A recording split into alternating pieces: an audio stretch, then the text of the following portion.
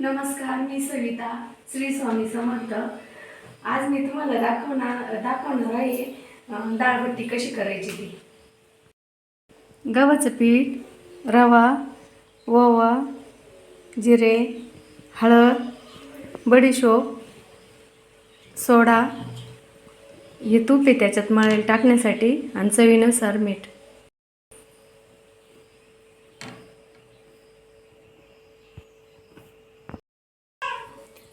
आता हे आपण असं तूप टाकून घेऊ.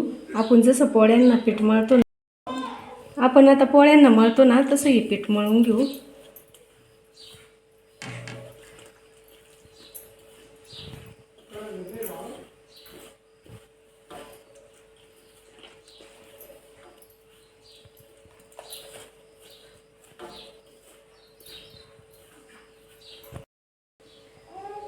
आता हे पीठ आपण मळून घेतलं. याला 15 मिनिटासाठी भिजवण्यासाठी ठेवू. पीठ भिजलेलं आहे. आपण आता याच्यातून एक गोळा घेऊ.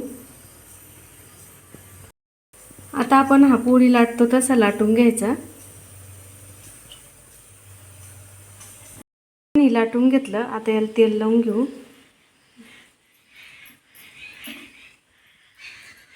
त्याचा असा गुंडा तयार करून घेऊ.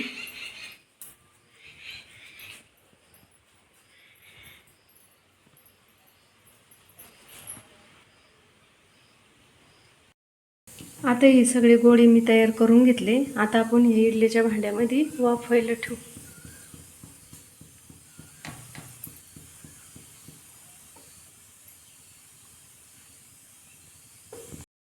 आपण डाळीसाठी वाटीभर तुरीची डाळ घेतलेली आहे आणि हे 2 कांदे कापून घेतलेले आहे. आपण आता त्याच्यात शिजायला टाकणार आहे.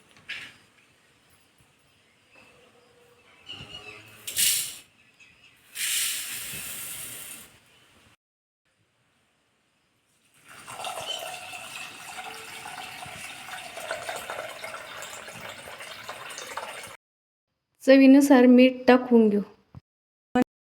अद्रक, कढीपत्ता, जिरे, लाल तिखट, हळद, टोमॅटो, कोथिंबीर.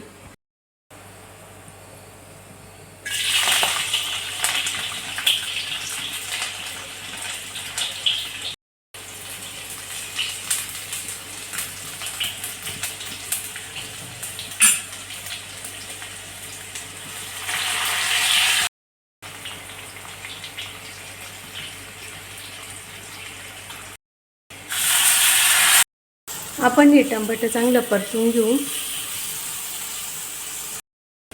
आता आपण ही शिजवलेली डाळ टाकून घेऊ.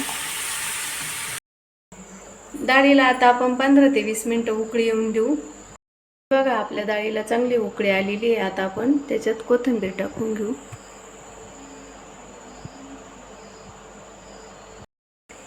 ही पहा, आपली डाळ तयार झालेली आहे. आपण याचे काप करून घेऊ. कोणी उंडे तसेच गोल करून ठेवतात, कोणी पोळी लाटून आणि गोल रोल करतात.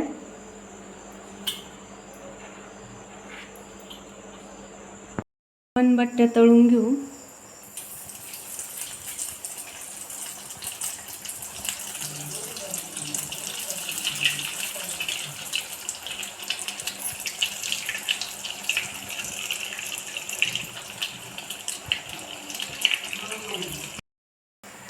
हे पहा, आपले तळून झालेले आहे. आता आपण याला काढून घेऊ.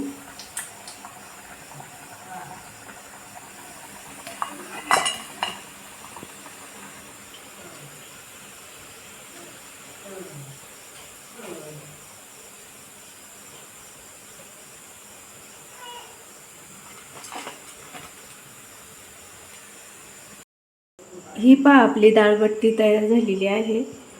तुम्हाला माझी रेसिपी आवडली असेल तर कमेंटमध्ये नक्की सांगा. आणि माझ्या चॅनलला लाईक, शेअर आणि सबस्क्राईब नक्की करा.